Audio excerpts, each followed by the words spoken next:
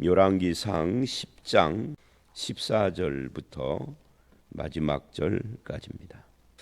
어제 말씀드린 대로 어제 본문 1절로 13절은 솔로몬의 지혜와 관계되는 말씀이 그 핵심 내용이었고요. 오늘 말씀은 솔로몬의 부귀와 영화에 대한 이야기입니다. 이 본문은 한마디로 엄청난 부귀 영화를 솔로몬이 누렸다 하는 이야기를 하고자 하는 거죠. 그런데 이 말씀 속에는 숨겨진 뜻도 있습니다. 그 열왕기서뿐만이 아니라 성경 어느 책을 읽더라도 로마서를 읽던 또는 사도행전을 읽던 어느 책을 읽더라도 가장 중요한 첫 번째 우리가 해결해야 될 것이 이 책을 기록한 목적이 무엇이냐, 이 책을 언제 어디서 누가 기록했느냐 하는 것을 아는 거예요. 물론 이제 그것을 추적하기 위해서 학자들은 엄청나게 길게 그런 것을 다룹니다만 우리는 그럴 필요는 없지만 이 책은 언제 기록을 한 것인가? 이스라엘이 유다가 최종 멸망을 하고 포로로 잡혀간 뒤에 기록을 한 것이다. 에레미야가 기록했다 하는 학자들도 있고 또 다른 사람을 말을 하기도 하고 저자를 모른다 이렇게 말을 하기도 하지만 그 기록이 멸망 후에 되어진 것은 확실합니다.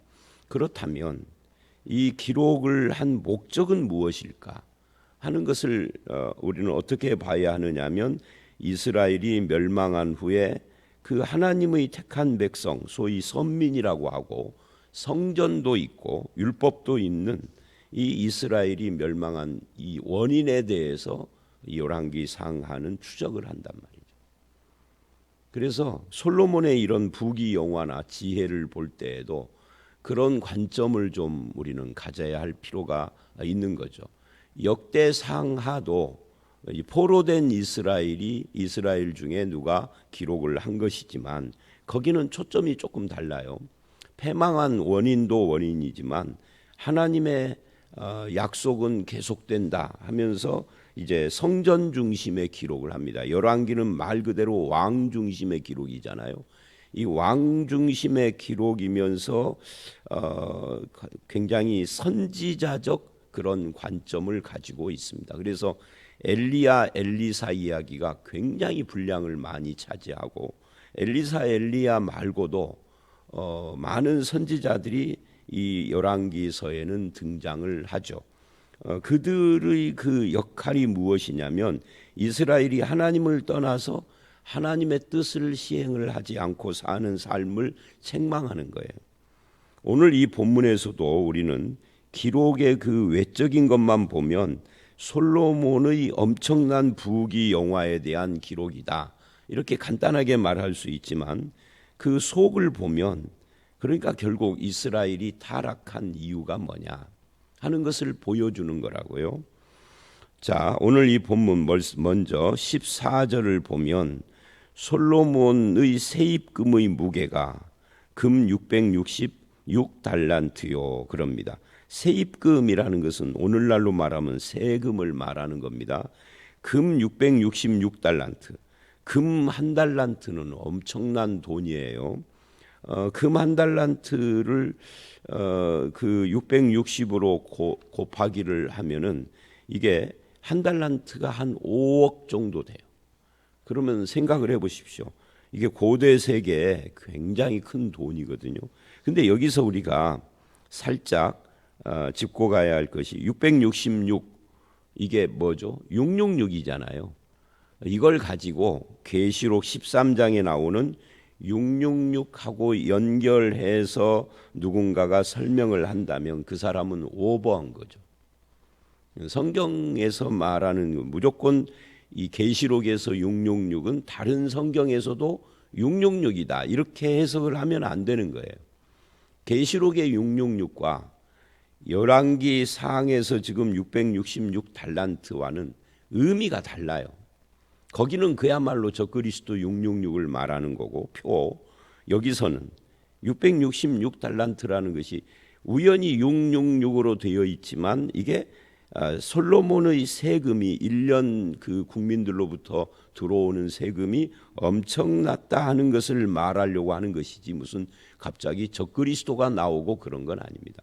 왜냐하면 14절로 29절의 이 본문의 주제 자체가 솔로몬의 부귀와 영화이지 적그리스도를 다루는 것은 아니에요. 성경을 그렇게 갖다 꿰 맞추면 안 돼요.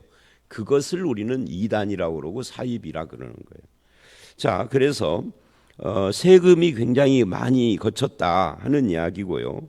15절 그 외에도 더 있다 하는 이야기를 합니다. 그 외에 또 상인들과 무역하는 객상과 아라비아의 모든 왕들과 나라의 고관들에게서도 가져온지라. 그 외에도 더 수입금이 더 나라의 수입금이 더 있었다는 이야기고요. 16절 17절 솔로몬의 방패 이야기를 합니다. 쳐서 느린 금으로 큰 방패 200개를 만들었으니 매 방패에 든 금이 600세겔이며 그러니까 달란트와 세겔은 그 무게 차이가 커요. 이제 세겔은 우리로 말하면 뭐 10원짜리, 100원짜리 뭐 이런 것이고 달란트는 액수가 억 단위로 가는 거고 이게 다릅니다. 뭐 그게 중요한 것은 아니고요. 여기에 보니까 참 재미있는 것이 뭐냐면 16절, 17절, 또 17절 보면 쳐서 느린 금으로 작은 방패. 그러니까 16절은 큰 방패, 17절은 작은 방패입니다. 큰 방패는 200개, 작은 방패는 300개를 만들었고 매 방패에 든 금이 3만에라. 왕이 이것들을 레바논 나무궁에 두었더라. 자, 여기서 이제 우리는 야, 금으로 이렇게 큰 방패, 작은 방패를 이렇게 그 만들었단 말이야. 엄청나구나. 금 가지고 그렇게 볼 수 있지만 재미있는 것이 뭐냐면 금 방패는 뭐에 쓰는 거죠? 금 방패. 아니 금자 빼고 방패는 뭐에 쓰는 거예요? 방패는 딱 한 가지 용도인 거죠. 전쟁이 일어났을 때 군인들이 화살이나 적군의 화살이나 창이나 칼을 막는 용도로 쓰는 거예요. 그래서 방패는 두 가지 특징을 가져야 되겠죠. 첫째는 강해야 돼요. 왜? 적군의 창칼 화살을 막아야 되니까 강해야 되죠. 뭐 나무나 또는 뭐 종이 같은 걸로 만들면 안 되는 거죠. 이 말이 안 되는 거예요. 그다음에 두 번째는 아무리 강해도 그래도 무거우면 안 되는 거죠. 사람이 한 손으로 가볍게 들 수 있어야 되죠. 이게 한 손으로 드는 것이 너무 무거워서 한 1분만 들고 있으면 처진다 그러면 방패 용도가 아니에요. 왜? 방패를 들고 뛰기도 하고 막 휘두르기도 해야 하는데 금은 무거워요, 가벼워요? 엄청 무겁죠. 금은 강해요? 아니죠. 쇠들 중에 금은 강한 것이 아닙니다. 그래서 이 방패는 실제 방패로서의 용도하고는 전혀 관계가 없는 거예요. 그러면 왜 쓸 수도 없고 쓸모도 없는 이 금 방패를 왜 만들었을까? 장식용이죠. 장식용이라는 건 뭐예요? 솔로몬이 자기 부귀 영화를 말하자면 외부에 과시를 하기 위해서나 아니면 스스로에게 내가 이만큼 되는 사람이야 라고 하기 위해서나 아니면 솔로몬이 그 어떤 행사, 국가적인 행사나 왕의 행사를 할 때 들고 쓰려고 만든 것일 수도 있겠죠. 왜? 금으로 만든 방패를 외국 사신이나 이런 사람들이 보면은 엄청 놀랄 거 아니에요. 그냥 군인들이 방패를 가지고 쫙 썼는데 번쩍번쩍번쩍이 200개, 300개니까 500명 정도가 드는 거 아니에요. 어마어마하는 거죠. 아마 이거 행사용일 거예요. 장식용, 행사용, 전시용. 누군가에게 누구에게 보여줘? 국민들은 아닐 거 아니에요. 외국 사신들이나 이런 사람들에게 보여주는 겁니다. 과시하려고 하는 것이죠. 그러니까 이게 웃기는 거라고요. 금으로는 방패를 다른 쇠로 만들고 거기에다가 금을 입혔다라고 하면은 또 모르겠습니다만은 여기서는 그런 게 아니에요. 쳐서 느린 금이니까 순수하게 금 자체만 가지고 쳐서 느려서 금 가지고만 만든 거예요. 자, 그건 그렇고요. 이제 이 18절로 20절을 보십시오. 여기는 이제 왕의 보좌에 대한 이야기입니다. 보좌를 상아로 만들고, 상아라는 것이 코끼리잖아요. 그러니까 코끼리의 그 뿔로 만들었다는 거니까 이게 엄청나게 비싼 거예요. 이거는 이스라엘에서 나지도 않는 거예요. 인도나 아프리카나 이런 데서 수입을 해야 하니까, 하여튼 고대든 현대든 수입품은 무조건 비싸잖아요. 그 자체가 비싼데 수입까지 했으니까, 그리고는 상아로 보좌를 만들고 거기를 정금으로 입혔다. 이것도 그러니까 엄청 비쌀 뿐만 아니라 어마어마하게 화려한 것이죠. 그 보좌에는 6층계가 있고 6층계로 올라가서 보좌를 놓았다 그 말이죠. 보좌 뒤에 둥근 머리가 있고 앉는 자리 양쪽에는 팔걸이가 있고 사자가 있고 한 다음에 20절에 이렇게 말을 해요. 어느 나라에도 이같이 만든 것이 없었더라. 어느 나라에도 없었더라. 이거를 우리가 이해를 하려면 우리 전주에 유명한 거 하나 있죠. 경기전. 거기에 가보면은 그 왕들이 앉았던 의자 있어요. 의자에 저도 앉아봤어요. 근데 시시해. 나무로 만들어가지고 빨간 칠을 해놨는데 아주 시시해. 아니 옛날 왕들이 이런 데 앉았어? 하는 생각이 들. 요즘 우리가 제가 서재에서 설교 준비할 때 앉는 의자보다 훨씬 못해. 근데 솔로몬은 이게 상아로 만들고 금으로 입혔다. 경기전에 있는 조선시대 왕들이 앉은 그런 의자하고는 게임 자체가 안 되는 거죠. 경기전에 있는 그 의자는 그때 당시에 그 의자가 맞는지는 제가 확인 안 해서 모르겠습니다만 그 왕들의 뭐를 해놓고 전시해 놨는데 가짜 갖다 놨겠어요. 그런데 그거는 그냥 저 일반 서민 중에도 그냥 아주 가난한 어떤 백성이 앉는 것처럼 보인다면 이 솔로몬의 의자는 그야말로 세상 어디에도 없는 의자였던 거죠. 이 엄청난 부귀영화를 누리고 있었다. 그 다음에 21절 솔로몬 왕이 마시는 그릇은 다 금이요 레바논 나무궁의 그릇들도 다 정금이라 은 기물이 없었으니 솔로몬 시대에는 은을 귀하게 여기지도 않았다. 은도 보석인데 그런데 은은 하찮게 여길 정도로 금이 많았다는 거예요. 심지어 왕이 마시는 그릇, 술 마시거나 물 마시거나 하는 그릇도 다 금으로 만들었다. 이것도 이제 엄청난 거예요. 은을 귀히 여기지 않았다라는 이 표현이 가장 독특하죠. 지금도 현대도 은은 금보다 좀 싸기는 하지만 지금도 은은 천한 것이 아니에요. 지금도 귀하죠. 그런데 그걸 귀히 여기지 않을 정도로 금이 넘쳐났다는 거죠. 그 이유가 뭐냐? 22절 바다에 다시스 배들을 두어서 이 다시스 배, 다시스라는 말은 어디에서 우리 성경에서 나오는 말이죠. 요나가 도망가려고 했던 그게 다시스잖아요. 그러니까 이 다시스가 오늘날의 스페인이에요. 그러니까 그 당시 사람들은 스페인 넘어 저 대서양 넘어 아메리카 대륙 이걸 몰랐잖아요. 그러니까 다시스 하면은 엄청나게 먼 거예요. 지중해 이쪽 끝이 이스라엘이면 저쪽 끝이 다시스니까. 그리고 어제도 말씀드린 것처럼 이스라엘은 바다로 나가는 통로가 두 군데였어요. 이 지중해 변은 이스라엘 나라하고 그 면이 딱 돼 있어서 넓게 있고요. 또 하나는 에시온 게벨에서 흑해로 나가가지고 인도양으로 빠지는 그 길이 있어서 어제 말씀에는 그 길로 배를 만들어서 무역을 하다 보니까 이 소문이 스바 여왕에게도 들렸고 그 스바 여왕이 왔다 하는 이야기잖아요. 이 스바라고 하는 나라에 대해서 논란이 있지만 이디오피아냐 에멘이냐 하고 논란이 있지만 에멘과 이디오피아는 흑해를 가운데 놓고 서로 마주보는 하나는 아프리카 하나는 사우디아라비아 남단이니까 이게 에시온 개별에서 무역을 하는 이 이스라엘 배하고 연결이 되는 거라고. 그러니까 소문이 들린 거죠. 아니 저쪽 우리가 모르는 저 이 대륙 끝에, 그때는 대륙의 끝인 거죠.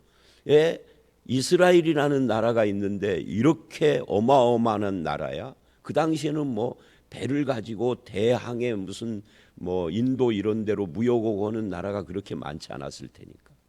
그걸 통로로 해서 인도까지 가서 이제 코끼리를 가지고 오기도 하고 그랬다는 이야기잖아요. 한쪽은 서쪽은 다시스로 가는 배, 그리고 동남쪽은 에시온 개벨에서 인도양으로 나가는 배. 그러니까 솔로몬 시대가 그런 무역이 활발했던 거예요. 그래서 거기에 배로 3년에 한 번씩 금과 은과 상아와 원숭이와 공작을 실어 왔습니다.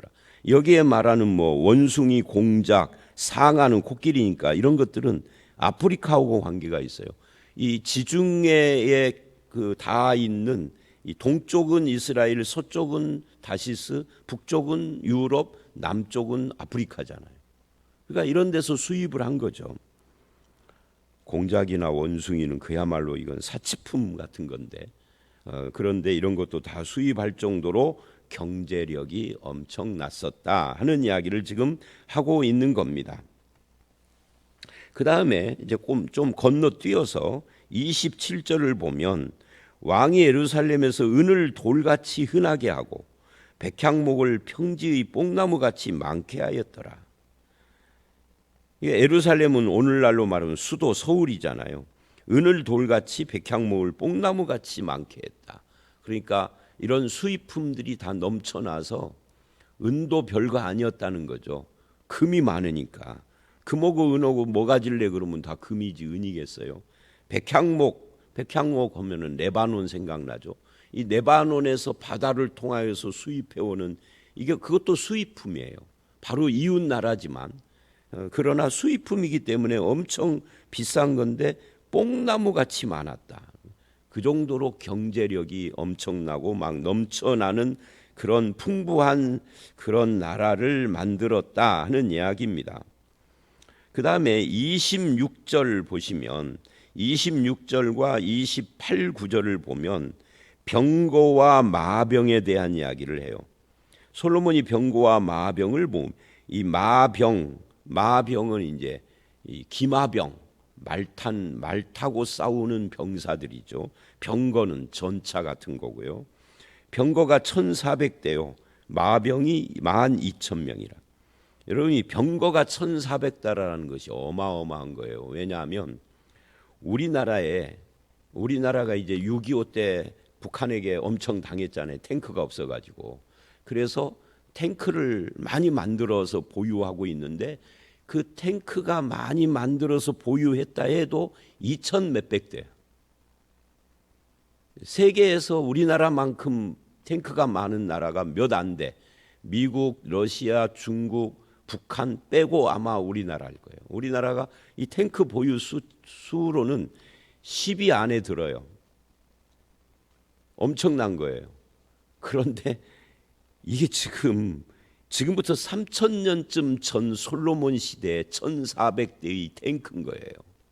그러니까 엄청난 숫자죠. 그때는 인구도 많지 않던 시대잖아요. 그만큼 부강했다는 거예요. 그러니까 부귀 영화 경제력이 넘쳐났을 뿐만 아니라 군대도 강력한 군대를 두고 있었다라는 것을 보여주는 겁니다.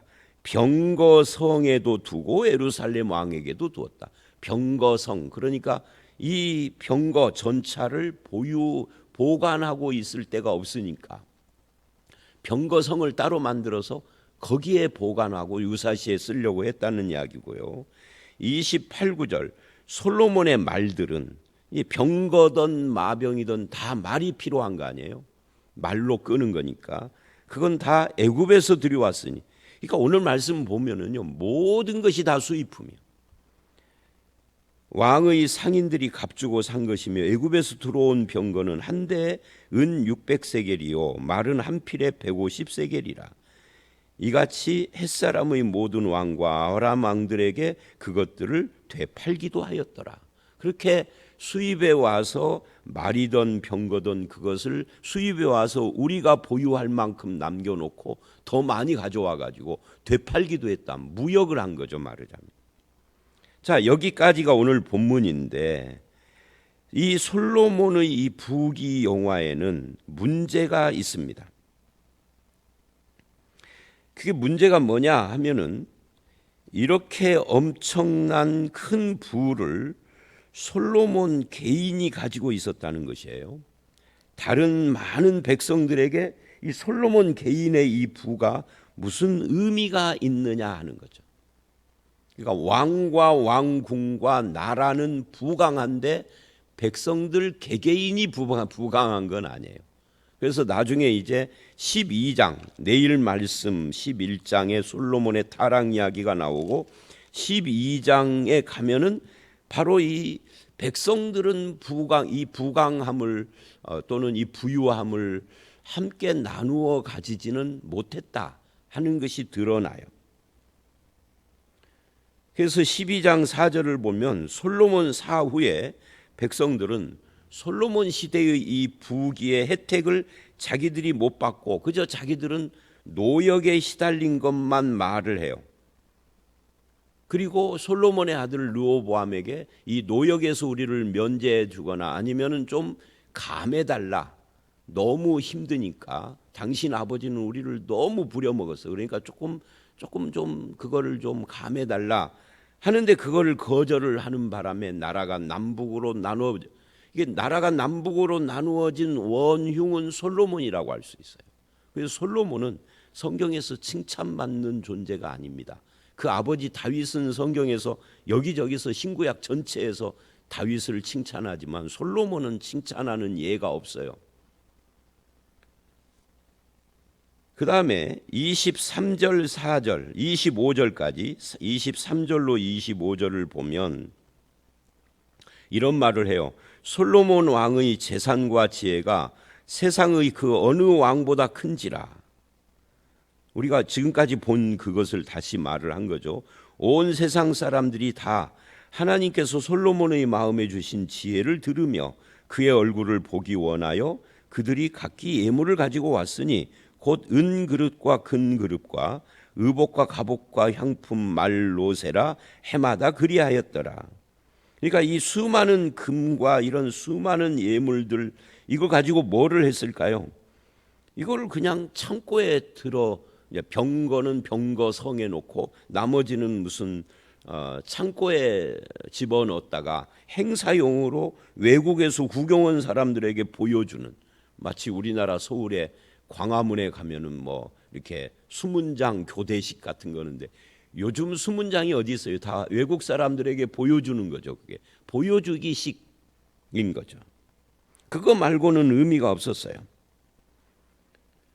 그나마 14장 27절을 가서 보면 그의 아들 르호보암 시대에 그 모든 금을 애굽 왕이 쳐들어와서 다 뺏어가 버렸습니다. 시위대가 금 대신 놋방패를 들게 됐다라고 말을 해요. 그러니까 이게 아주 허무한 거예요. 한 세대도 못 가서 그 아들 세대에 가서 싹 잃어버려요. 결국 사람들을 위해서 사용되지 않은 금은 아무 의미가 없는 거죠. 장식용 그 모아놓고 쌓아놓은 금은 그거는 의미가 없는 거예요. 그 금이 사용될 때 사람들을 위해서 그때 의미가 있는 거죠. 그래서 마태복음 6장 25절로 30절을 보면 뭐라고 하느냐면 예수님께서 하시는 말씀이에요. 솔로몬이 평생 금으로 입은 그 영광이 하나님이 친히 입히신 들꽃보다 못하다 그래요. 그러면서 하물며 너희냐 하고 우리에게 주신 이 하늘 영광은 그 들꽃보다 훨씬 더 큰 영광인 거죠. 그러니까 솔로몬의 영광이 가장 하층에 있는 거예요. 우리 속된 말로 하면 핫발이야. 그 위에 들꽃의 영광이 있고 들꽃의 영광 위에 하늘 영광이 있는데 우리는 그 하늘 영광을 받은 자요 바라보는 자죠. 그래서 우리는 그것 때문에 하나님 나라와 그 의를 추구하는 사람이 된 거죠. 그게 마태복음 6장 이야기잖아요. 그래서 우리 성도들은, 예수 믿는 사람들은 오늘날의 금은 뭐죠? 오늘날의 금은 돈이잖아요. 누가 돈 좀 있다고 그거 가지고 뭐 부러워하거나 돈 좀 있다고 유세를 떨거나 나는 없다고 한탄하거나 그러는 사람이 되면은 안 되는 거죠. 왜? 하늘의 신령한 복을 이미 다 받은 자인데, 그게 예수 믿는 사람인데, 이게 에베소서 1장 3절 4절 이야기잖아요. 성부 성자 성령이 주시는 복을 다 받은 자, 하늘의 신령한 자다.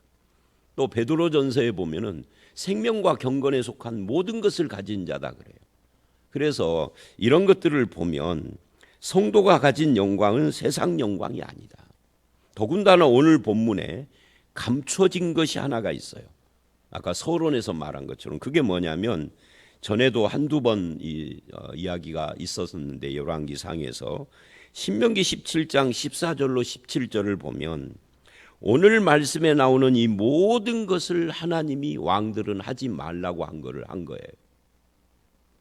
금을 소유하는 것도 그렇지만 특히 애굽에 내려가서 애굽 사람들과 교류하면서 말을 사오고 병거를 사오고 이거 하지 말라고 한 것을 솔로몬이 한 거예요.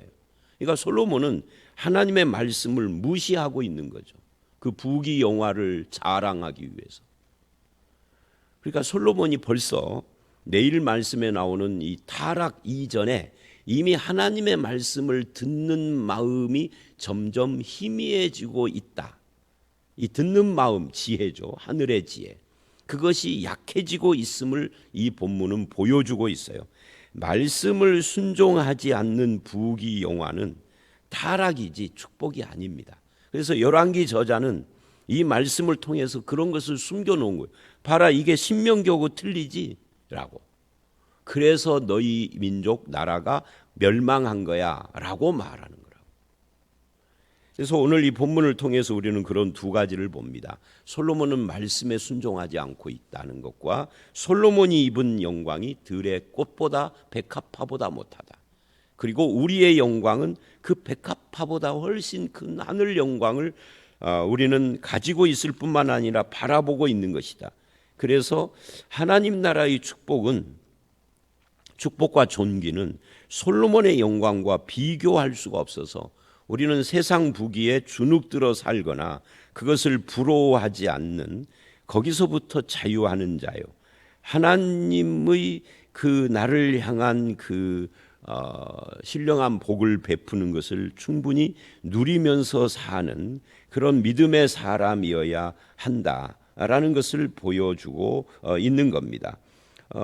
이런 면에서 말씀을 지키고 하늘 영광을 바라보는 저와 여러분들이 다 되시기를 주의 이름으로 축원합니다. 함께 기도하겠습니다. 하나님, 오늘 추석 연휴, 그중에서도 추석 명절인 이날 우리가 하나님 앞에 새벽에 나와 말씀을 듣고 기도하게 하시니 감사를 드립니다. 아버지 하나님, 솔로몬의 부귀 영화를 보면서 이것이 세상적으로는 엄청난 것이겠지만 주님이 말씀하시기를 들의 꽃 백합화보다도 못하다라고 말씀을 하시고 하나님이 친히 입힌 그 영광과 비교를 하시며 우리는 하늘 영광을 받은 자요 바라보는 자로 살아야 할 것을 말씀하셨습니다.